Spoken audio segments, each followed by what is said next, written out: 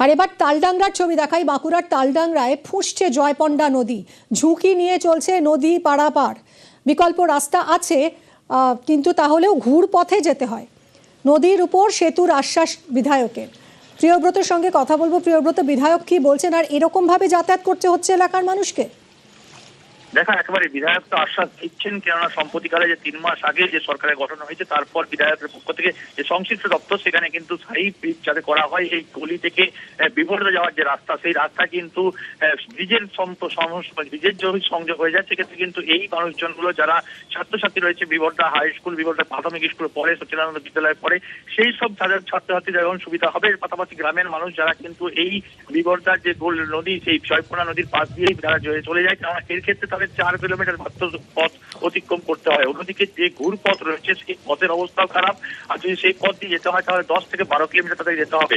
সেই কারণে তারা কিন্তু যেমন সময়ের সাশ্রয় হয় এবং তার পাশাপাশি তার পয়সাপাতিও লাগে না, কারণ এই পথে হাঁটা পথেই কিন্তু তারা স্কুলে পৌঁছে যেতে পারেন। স্থানীয় মানুষজন বিভিন্ন দরকারি প্রশাসনিক ভবন সহ বিভিন্ন কাজে হাসপাতালে পৌঁছে যেতে পারেন। সেই কারণে তারা এই পথই ব্যবহার করেন এবং এই যে বর্ষার 3 মাস, এই বর্ষার 3 মাস কিন্তু জয়পন্ডা নদীর উপরে জল বইতে থাকে এবং এই জলেই কিন্তু তাদের সমস্যা তৈরি করে। যারা স্থানীয় মানুষজন সহ যে ছাত্রছাত্রী তারা এই যে সচিদানন্দ বিদ্যাপীঠ সহ যে বিবর্ধা স্কুল সেখানে যেতে হলে এই পথকে বেছে নেন, কারণ এই জয়পন্ডা নদীর পাশ দিয়ে গেলে তাদেরকে 4 কিলোমিটার পথ মাত্র অতিক্রম করতে হবে, তাহলে তারা পৌঁছে যাবেন গন্তব্যে। সেক্ষেত্রে তারা কিন্তু ঝুঁকি নিয়ে পারাপার করেন, কিন্তু স্থানীয় মানুষজন দাবি করছেন একেবারে প্রাণের ঝুঁকি নিয়ে এভাবেই পারাপার করতে হচ্ছে। গত তৃণমূল জামানায় কিছুই কাজ হয়নি বলে অভিযোগ করছেন এরা, এবং সেই জন্যই এই দুর্দশার শিকার তালডাংরার মানুষ। কেন এইরকম ভাবে কেন আমার এরকম ভাবে নদীতে জল ভয় লাগে না সেটাতে? হ্যাঁ, ভয় তো লাগে, সাপটা যদি আরো আসে।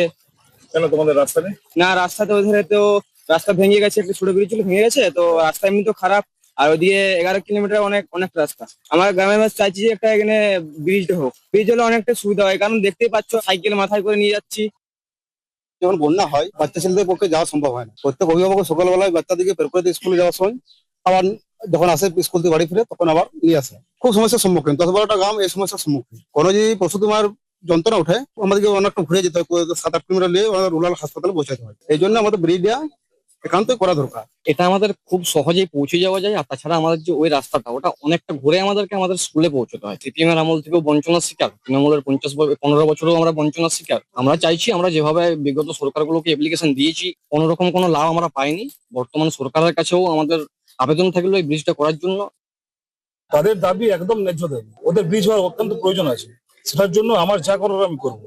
আমি অলরেডি সেই দপ্তরে আমি জানিয়েছি যে এখানে প্রয়োজন আছে। ওনারা আমাকে আশ্বস্ত করেছেন যে না এখানে ব্রিজ হবে। তো আমি দেখি আমার মতন আমার যা প্রয়াস আমি করবো। আমাকে করতেই হবে, কারণ আমি সাধারণ মানুষের দায়বদ্ধ। আমি যতক্ষণ না পর্যন্ত ব্রিজ বানাতে পারবো আমি শান্তিতে ঘুমোতে পারবো না। এগুলো আমার কাজ, আমাকে করতেই হবে।